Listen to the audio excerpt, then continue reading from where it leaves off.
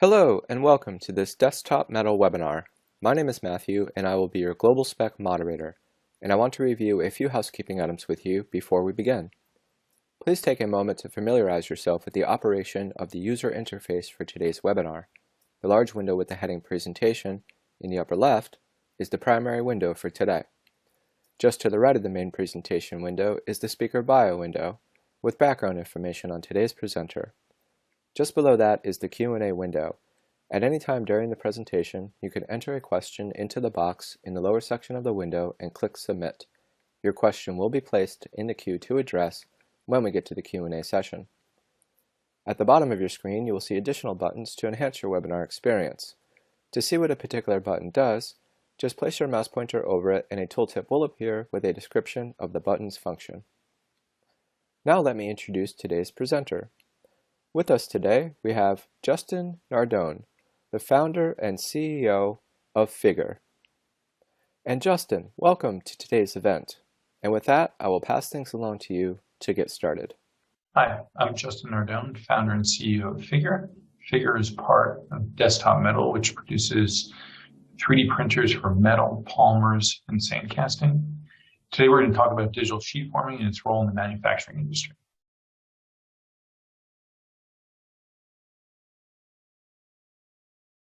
So digital sheet forming is a process that allows you to produce parts that were typically done with stamping technology without any of the tooling or dies. So parts like you see on screen here are able to be formed just from a digital file without any forms, dies, any of that kind of work that you need to do typically in the sheet metal world. And so these parts were done in anywhere from 20 minutes to less than 2 hours, and some of them are as large as 1 by 1 meters. The advantage of creating parts with digital sheet forming process is that to go from one part to another, it's as simple as changing out a digital file, not having to change out big heavy dies. So traditional stamping processes really haven't changed much in a century. We still have to use large, heavy dies. We have to manufacture them, which takes months, and it could be up to $1 million for a die set. And so while the process of actually making the dies themselves has advanced with CNC manufacturing technology, with things like finite element analysis, we've improved that process around making dies. But fundamentally, we still have to build dies before getting to our first part. And there's some other ways that we can create these different parts. We mentioned die stamping. We can do hydroforming, which allows you to make a one-sided die. And then there's, of course, you can do it with manual labor, which is usually not applicable in most manufacturing processes these days. And types of parts that are created with our digital sheet forming process and what was originally done with stamping processes are throughout all major industries. Automotive and aerospace are two big ones, of course. The construction space is another one, and then, of course, consumer products. And this market is a huge market. It's upwards of $300 billion per year for stamping. Of course, automotive is a major part of that. And aerospace makes up kind of another large part. What we're really excited to see about is where this goes into the future, of course, with new technology. So this is a view into one of our machines that does digital sheet metal forming. And so this video is in real time, just to give you an idea of sort of speed of the process. This part's about 2 by 2 feet or 600 meters squared, or 600 millimeters squared. And what we're doing is we're incrementally forming at each level the shape of the part. And so we have a large roller tool that's on top of the sheet. And now we're speeding this up for, just so we don't have to watch the entire thing, but you can see the time lapse of how we're creating this layer by layer, applying pressure in a very precise manner with our own customized tooling. And that allows us to create these parts in a very short time period, again, without no tooling or dies. And so this part, like the ones I showed on the screen earlier, they're all made just by swapping out a digital file. A little bit more about our approach and what we've created compared to what's been done in the past in this space.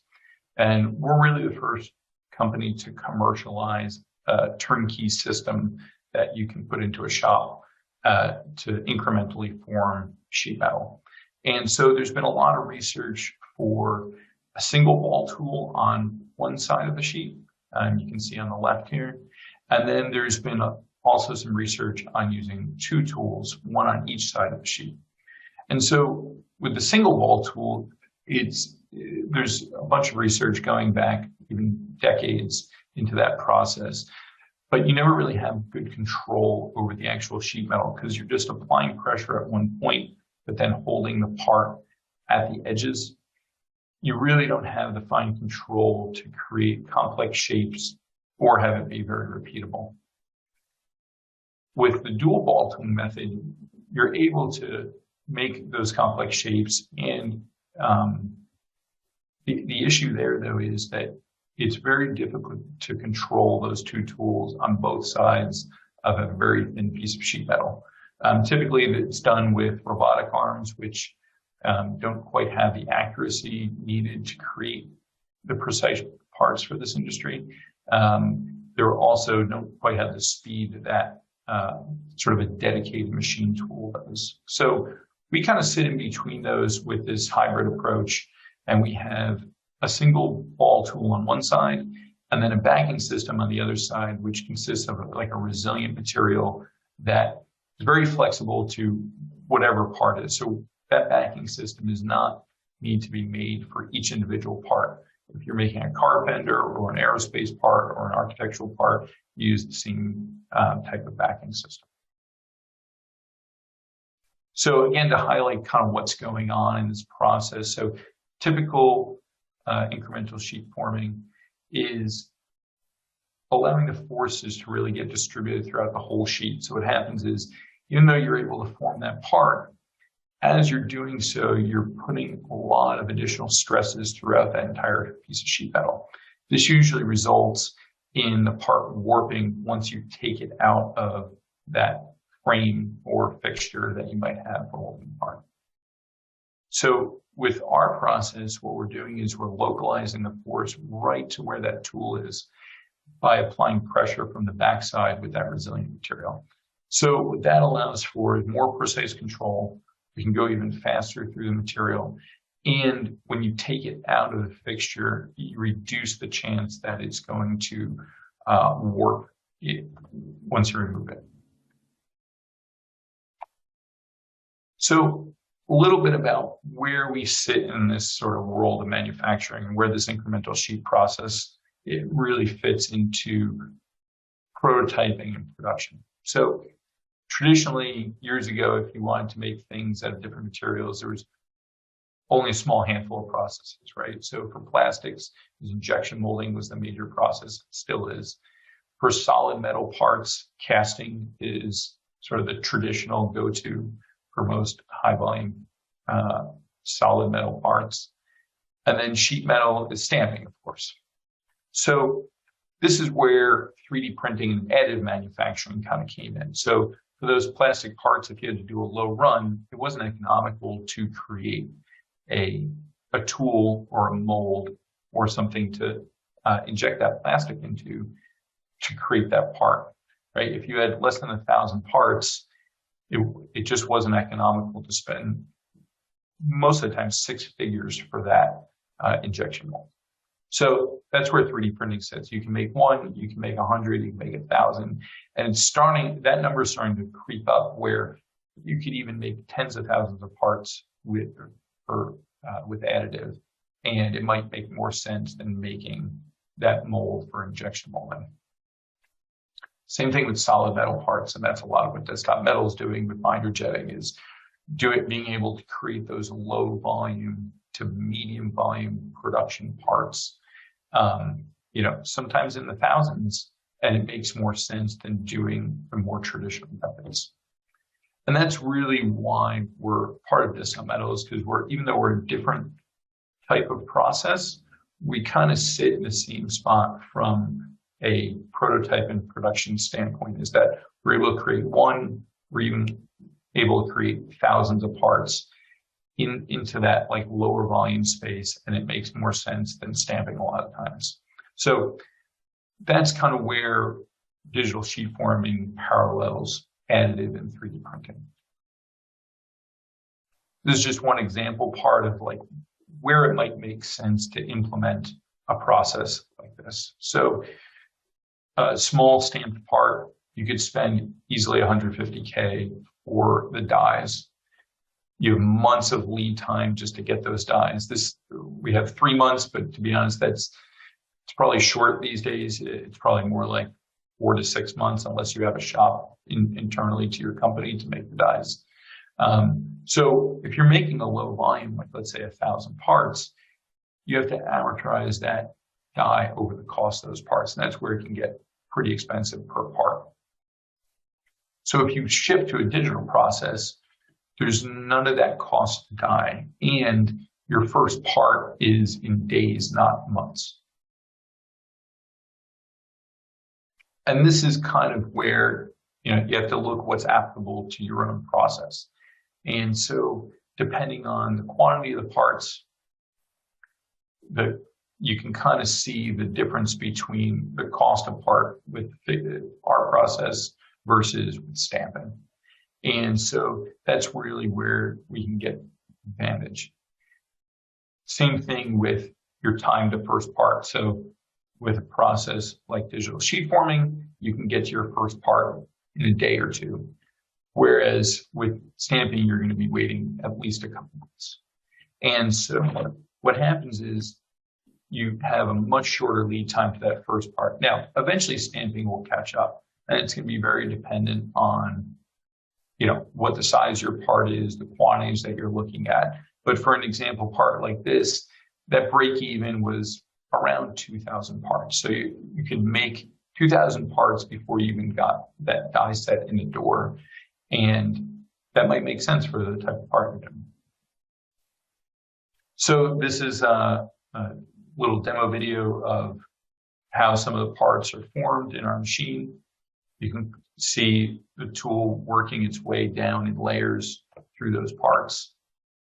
The quality of the part will vary, just like an additive, where you can sort of set your layer height. So if you set it to something more fine resolution, you'll get a much better surface quality. But at the expense of time, it'll take it longer to form. So that's going to be dependent on, you have a Class A surface part like the exterior of the car. That's where it might make sense to go to a finer quality, but something that's not seen, like an exhaust heat shield, it might not matter if you see some of the forming lines on a part like that. And so this is a picture of our first machine that we're releasing, actually. We'll talk more about that in a little bit. And you can see on screen, there is some of the process of working through creating that part in CAD. We have our own software that's essentially a slicer like for additive, very easy to set up to create the digital file that goes into the machine. Let's skip ahead here. And so that shifting to digital sheet forming, like I said, you have a fast production and first part delivery at same day turnaround, which is just unheard of in the stamping world. We're able to control the deformation for a high surface quality. There's no upfront tooling investment. That's the biggest thing here, is that, to create prototypes, those one-offs, even up into hundreds or thousands of parts, you're not spending the money on those dies. And, it's just a very flexible overall process. We recently launched our first machine at IMTS this year, and can see some of the shots of that launch at IMTS. This machine's able to form approximately a 1 by 1.5 meter part, up to 2 millimeters in steel, a little bit thicker in softer materials like aluminum. And you can get an idea of the size and scale of parts with the videos here. That was one of the finished parts that we did. And so with this process, what we're able to do is really create any of those parts that you saw on screen with a completely flexible manufacturing process.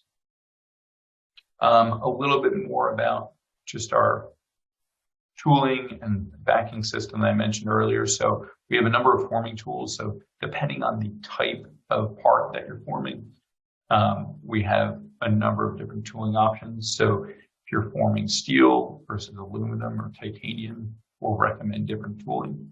The machine has a tool changer built in, so you can very easily go from one material to the next without having to manually change tools. The tooling similar to that on CNC, where we're using a similar type of interface to what's on a CNC to easily manually swap tooling. One of the other things that we highlighted in some of the videos was that backing system. And so that's really the key part to our process and how we've advanced digital sheet forming with that backing system. And so what that allows for is a very tightly controlled surface quality and allows us to very locally control the deformation on the sheet. And so the backing system is actually this sort of hexagon tile system that we developed. And these are small replaceable tiles that are about 150 millimeters wide. And what happens is they magnet onto that backing plate that we have. And so what that does is it allows for different types of resilient materials to be used as the backing system. And so for aluminum, you might use one type of urethane. For steel, you might use another. And so built into our software is the recommendations for the best combination of forming tool and then that backing system. Nice thing is they're magnetic and they're replaceable. So if they are damaged during forming, eventually they do wear out. You don't have to replace an entire table's worth of them. You can just have to replace the ones as they wear. The other thing with our process is we can very easily accommodate all different sizes of materials. Like I said, up to about 1 by 1.5 meters is the largest sheet that our first machine can create. We have a number of different work holding options, essentially to that make it very easy to set up any part that you might form. For production parts, we're able to create other work holding options for customers that are more production oriented, that are made for a specific part. That's really when you get into higher volume production parts. And this is another screenshot of one of our that first machine, the G15. The machine overall, it's very simple to install and operate. It's somewhere between a 3D printer and CNC machine and CNC mill as far as complexity. It's also much quicker to set up than, let's say, a servo press that you would typically use for die stamping. You can take this machine, install it, plug it in, and you'll be forming parts basically in a day. So there's not a lot of infrastructure that's needed. Basically, just electricity and shop air is all that's needed to get you up and running. So that's one of the other real interesting things about processes like this is that, it becomes this much more flexible digital process. It requires very low infrastructure. The sort of ease of use of going from that digital part to actual, final sheet metal part is really a very streamlined process.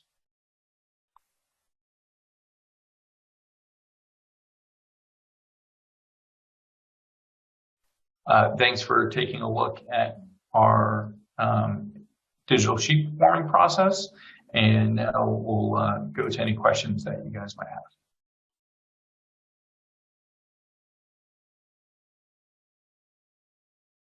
Thank you so much for that great presentation. And now let's get to the Q&A. We have some questions that have come in from the attendees, so we're going to move into answering those in a moment. If we don't get to your question, don't worry, we will have an answer for you following the webinar. And if you haven't submitted your question yet, you can still do so now by entering it in the Q&A box and clicking Submit. Okay, now for our first question from the audience. How are parts set up for forming, and what file type is used? Justin? Yeah, thanks, Matt.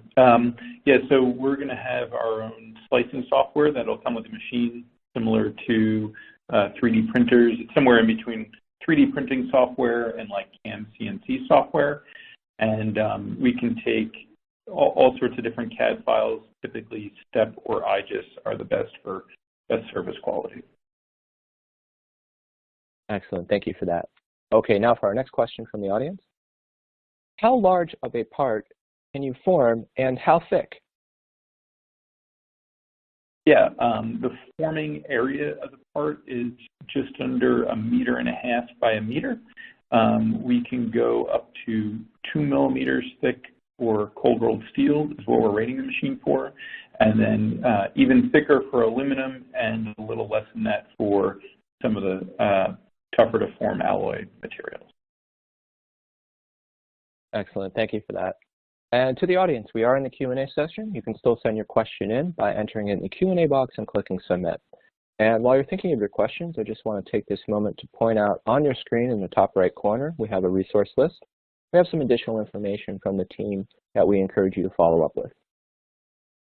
Okay, back to our questions. Here's our next question from the audience. What is the tooling used, and are there different tools available? Yeah, great question. So the tools that you saw in the video there, sort of like a large ballpoint pen, and it has a rolling tip on it. We have other tools that are in development as well. And then there's also the backing tooling, which are those hexagon-shaped tiles. Again, there's different materials available depending on what material you're forming and what thickness of material you're forming. We have different types of tooling that you can interchange. Very good. Thank you for that. And yes, thank you from the audience for that question and all the questions that we received so far. Please keep them coming. We would love to hear from you. Okay, and moving along to our next question from the audience. How long do parts take to form? Sure. So it's going to depend on the size of the part, obviously, and how high you set the resolution to. But the parts that you saw in the video, they were anywhere from 10 minutes to under 2 hours. So larger parts that were about 1 meter by 1 meter took about 1.5 hours to form. So it's faster than additive for a part of a similar size, I would say. But it's going to vary just depending on part geometry and overall size. Thank you for that. Okay, to the audience, you can still send in your questions by adding them to the Q&A box or a comment. We would love to hear from you. Okay, and now for our next question from the audience. What is the machine install, maintenance, and operation like? Sure. So machine is kind of like a CNC machine. So it's powered by electricity, and also you would need shop air in a typical installation to power the tool changer. But it's relatively plug and play. You put it on your shop floor, plug in air. We do recommend that it gets anchored into the ground because it's moving at such high speed, just so it doesn't potentially shift around on the floor. And then as far as maintenance, it's like a typical machine tool. It needs a periodic oiling and greasing. We do have packages to make that all automatic, so an operator doesn't have to manually grease the machine. And operation is somewhat close to a 3D printer.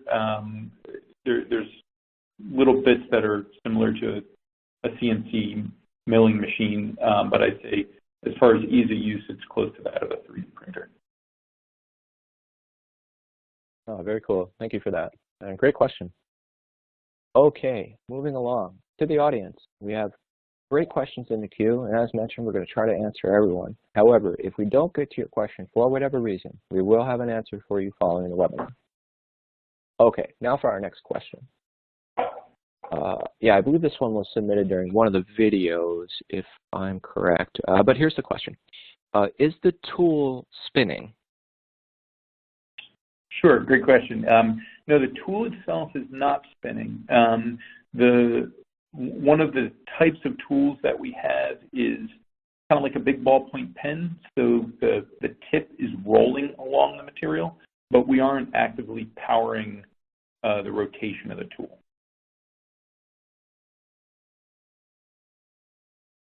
Excellent. Thank you for that. Okay.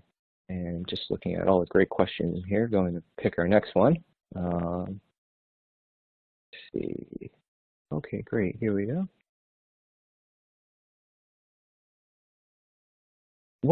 Yes, and I saw this question actually come in a few times, so here it is. What is the ballpark cost of the largest machine? Sure. So the machine starts just under 500K US. That comes with some tooling basically to get started. And then there's options from there for automatic tool changer, automatic lubrication systems that the price goes up from there, but all in machine will stay under 600K. So just under 500 to just under 600K US is kind of the range. And right now we just have the one size machine available that has a forming area of like about 1.5 meters by 1 meter. Excellent. Thank you for that. Okay, moving along to our next question from the audience. How do you see this applied in construction? Oh, great question. Yeah, so there's a number of different potential customers that we have in the architecture and construction space. Customers are looking at using it for interior and exterior metal panels. The other thing that it's, as far as an application, is looking for molding other materials, like molding things like concrete or GFRC.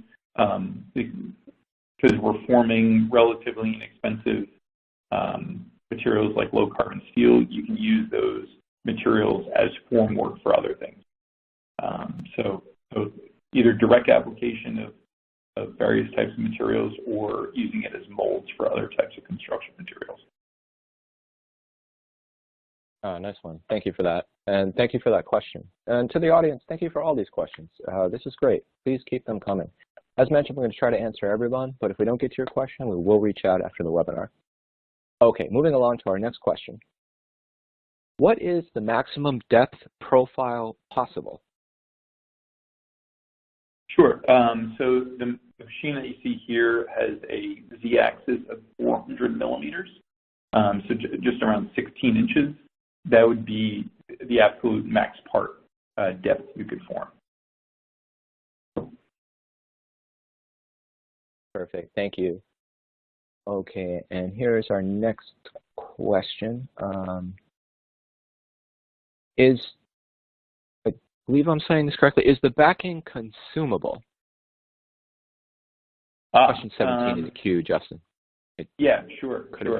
So the backing material, what's that? Oh, please. Oh, no, please go ahead. Sorry. Okay. Yeah, so the backing material does eventually wear out. It's not consumable on like a per part usage. We've made many parts on a single, backing material.